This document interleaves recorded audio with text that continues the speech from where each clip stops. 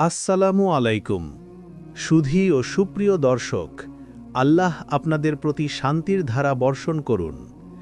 আজ আপনাদের সাথে উপস্থাপন করতে চলেছি ইসলামিক ইতিহাসের এক চিরপ্রবাহমান পানির ধারা জমজমের উৎপত্তি সংক্রান্ত বিষয় নিয়ে। জম একটি আরবি শব্দ, যার বাংলা অর্থ থামো। জমজম অর্থাৎ থামো, থামো। এই শব্দ থেকেই নাম হল জমজম। তাহলে চলুন আর দেরি না করে শুরু করা যাক।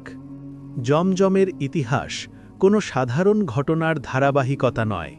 এটি শুরু হয়েছে আল্লাহর আদেশ, মানুষের ত্যাগ এবং নিঃস্বার্থ ভরসার এক অনন্য অধ্যায় দিয়ে।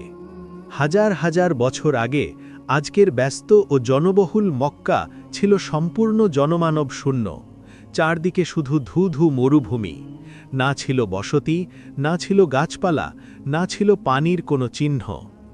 এমন এক নির্জন প্রান্তরেই আল্লাহ তাআলা এক পরীক্ষা নিলেন তার প্রিয় বান্দাদের। আল্লাহর হুকুমে হজরত ইব্রাহিম আলাইহিস সালাম তার স্ত্রী হাজেরা রাজি আল্লাহু আনহা ও দুধের শিশুপুত্র ইসমাইল আলাইহিস সালামকে নিয়ে এই মরুভূমিতে এসে পৌঁছলেন। সঙ্গে ছিল সামান্য কিছু খাবার আর অল্প পানি। এরপর আল্লাহর নির্দেশ অনুযায়ী তিনি তাদের সেখানেই রেখে ফিরে যাওয়ার প্রস্তুতি নিলেন। হাজেরা রাজি আল্লাহু আনহা অবাক হয়ে লক্ষ্য করছিলেন, এই শূন্য মরুতে কোনো জনবসতি ছাড়াই কেন তাদের রেখে যাওয়া হচ্ছে। তিনি বারবার ইব্রাহিম আলাইহিস সালামকে জিজ্ঞেস করলেন, এই জনমানবহীন জায়গায় আমাদের রেখে আপনি চলে যাচ্ছেন? কিন্তু কোনো উত্তর এলো না। শেষ পর্যন্ত তিনি শুধু একটাই প্রশ্ন করলেন, এটা কি আল্লাহর হুকুম? ইব্রাহিম আলাইহিস সালাম বললেন, হ্যাঁ। এই একটি উত্তরের পর হাজেরা যে কথাটি বললেন, সেটিই জমজমের ইতিহাসের ভিত্তি। তাহলে আল্লাহ আমাদের ধ্বংস করবেন না। এটি ছিল নিঃস্বার্থ আত্মসমর্পণ। মানুষের সহায়তা নেই, ভবিষ্যৎ অনিশ্চিত, কিন্তু আল্লাহর ওপর পূর্ণ ভরসা আছে, এই বিশ্বাসেই তিনি স্থির থাকলেন। ইব্রাহিম আলাইহিস সালাম কিছুদূর এগিয়ে গিয়ে কাবার দিকে মুখ করে দুয়া করলেন। স্ত্রী ও সন্তানকে আল্লাহর কাছে সোপর্দ করে দিলেন। তারপর তিনি চলে গেলেন। সময় গড়াতে লাগল।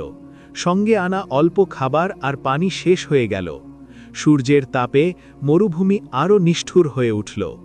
দুধের শিশু ইসমাইল আলাইহিস সালাম তৃষ্ণায় কাঁদতে শুরু করলেন। একটি শিশুর সেই কান্না মায়ের হৃদয় বিদীর্ণ করে দেয়। হাজেরা রাজি আল্লাহু আনহা বুঝলেন, এখন কিছু না করলে শিশুর জীবন রক্ষা করা যাবে না। তিনি দ্রুত আশপাশে পানির সন্ধানে বের হলেন। কাছে থাকা সাফা পাহাড়ে উঠলেন। চারদিকে তাকালেন, কিছুই নেই, কোনো মানুষ নেই, কোনো পানির চিহ্ন নেই। তিনি ছুটে গেলেন মারোয়া পাহাড়ে। সেখানেও একই অবস্থা। তবুও আশা ছাড়লেন না। আবার সাফা, আবার মারোয়া। এভাবে সাফা ও মারোয়ার মাঝে তিনি 7 বার দৌড়ালেন। মরুভূমির গরম বালুর ওপর খালি পায়ে, বুক ভরা উৎকণ্ঠা নিয়ে। 7 বার দৌড়ানোর পরও কিছুই মিলল না, কোনো উপায় নেই। মানবিক সব চেষ্টা শেষ। এখন শুধু আল্লাহর সাহায্যের অপেক্ষা। ঠিক সেই মুহূর্তেই ঘটল অলৌকিক ঘটনা। শিশু ইসমাইল আলাইহিস সালামের পায়ের কাছে, অথবা আল্লাহর প্রেরিত ফিরেশতা জিব্রাইল আলাইহিস সালামের পাখার আঘাতে মাটি ফেটে উঠল। সেখান থেকে বেরিয়ে এলো পানির ধারা। প্রথমে ফোঁটা, তারপর প্রবাহ। হাজেরা রাজি আল্লাহু আনহা অবাক হয়ে দেখলেন, পানি। তিনি দ্রুত চারপাশে বালু জড়ো করে পানি আটকে রাখার চেষ্টা করলেন। মুখে বলছিলেন, জম জম, অর্থাৎ থামো, থামো। এই শব্দ থেকেই নাম হল জমজম।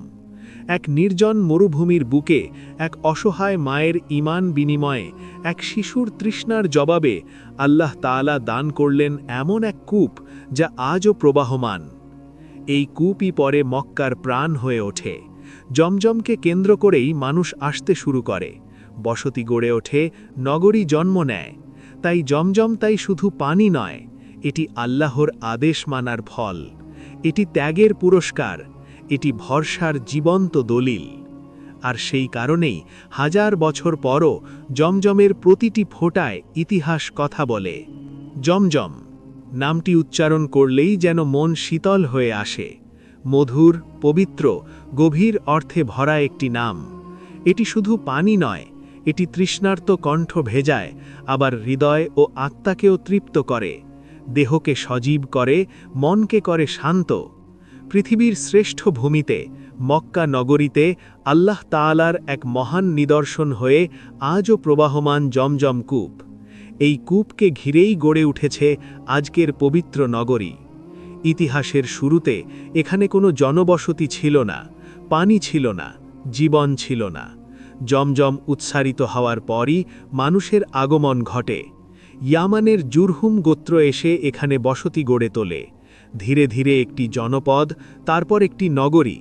তাই বলা যায়, বর্তমান মক্কার ভিত্তি রচিত হয়েছে জমজমকে কেন্দ্র করেই। জমজম কখনো শুকায়নি। হাজার হাজার বছর ধরে অগণিত মানুষের তৃষ্ণা মিটিয়ে আসছে এই পানি। কোটি কোটি হাজি ও উমরা পালনকারী এই পানি পান করেছেন, আবার বহন করে নিয়ে গেছেন পৃথিবীর নানা প্রান্তে। ফলে মক্কায় না গিয়েও সারা বিশ্বের মুসলমানরা জমজমের বরকত লাভ করছেন। এই পানির যে বৈশিষ্ট্য, যে বরকত, হাজার বছর আগে যেমন ছিল আজও তা একই আছে। সময় বদলেছে, মানুষ বদলেছে, কিন্তু জমজম বদলায়নি। এটি আল্লাহর কুদরতের এক জীবন্ত সাক্ষ্য। জমজম শুধু একটি কূপ নয়, এটি ত্যাগ, ভরসা আর নিঃস্বার্থ অনুগতের ইতিহাস বহন করে।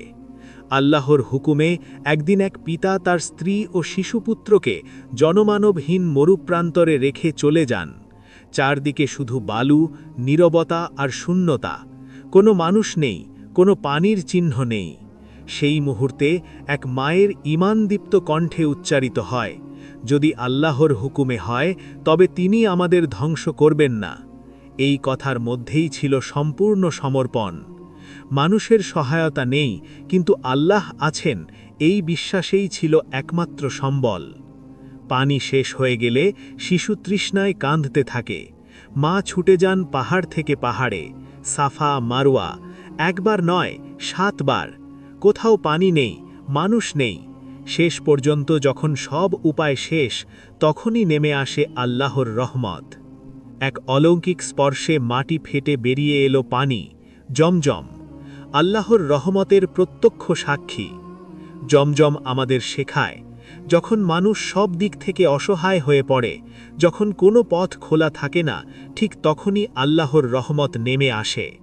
জমজম তার সাক্ষ্য দেয়, আল্লাহর উপর ভরসা কখনো বিফলে যায় না। বিপদের মাঝেও আশা বাঁচিয়ে রাখতে শেখায় এই পানি। খাদ্য ও শিফার বৈশিষ্ট্য। হাদিসে জমজমকে বলা হয়েছে পৃথিবীর শ্রেষ্ঠ পানি। এতে রয়েছে 2টি বিশেষ গুণ। 1, এটি খাদ্যের কাজ করে। 2, এটি রোগমুক্তির মাধ্যম। ইতিহাসে এমন মানুষ আছেন যারা দীর্ঘ সময় শুধু জমজম পান করেই কাটিয়েছেন। ক্ষুধা অনুভব করেননি, দুর্বল হননি, আবার অসুস্থতা থেকে সুস্থতা লাভের অসংখ্য ঘটনা রয়েছে। এই পানি শুধু শরীর নয়, মনকেও শক্ত করে। নিয়ত যদি খাঁটি হয়, তবে আল্লাহ এতে কল্যাণ দান করেন। নবীজি সাল্লাল্লাহু আলাইহি ওয়াসাল্লাম ইরশাদ করেছেন, যে উদ্দেশ্যে জমজম পান করা হয়, আল্লাহ তা পূরণ করেন। এই কথার উপর ভর করে সাহাবায়ে কেরাম, তাবেঈন, ইমাম ও আল্লাহ ভীরু মানুষ জমজম পানের সময় নানা নিয়ত করতেন। ইলমের জন্য, সুস্থতার জন্য, চরিত্র গঠনের জন্য, আখিরাতের সফলতার জন্য। ইতিহাস সাক্ষ্য দেয়, আল্লাহ তাদের অনেকের আশা পূরণ করেছেন। নববী বরকতের স্পর্শ। জমজমের সাথে জড়িয়ে আছে নববী ভালোবাসা ও বরকত। নবীজি সাল্লাল্লাহু আলাইহি ওয়াসাল্লামের মুখের পানি এই কূপে মিশেছে, সেই বরকত আজও প্রবাহমান। তাই হাজার বছর পরও মানুষ জমজম পান করার সময় হৃদয়ে এক আলাদা অনুভূতি অনুভব করেন। জমজম পান করার সময় কিছু আদব মনে রাখা হয়। কিবলামুখী হওয়া, বিসমিল্লাহ বলা, 3 শ্বাসে পান করা, আল্লাহর প্রশংসা করা, ডান হাতে পান করা, দুনিয়া ও আখিরাতের কল্যাণ কামনা করা এবং পেট ভরে পান করা। কারণ এটি সাধারণ পানি নয়, এটি রহমতের উপহার। জমজম আমাদের কি শেখায়? ত্যাগ করতে, ভরসা রাখতে, আল্লাহর ফায়সালার সামনে নত হতে এবং কখনো নিরাশ না হতে।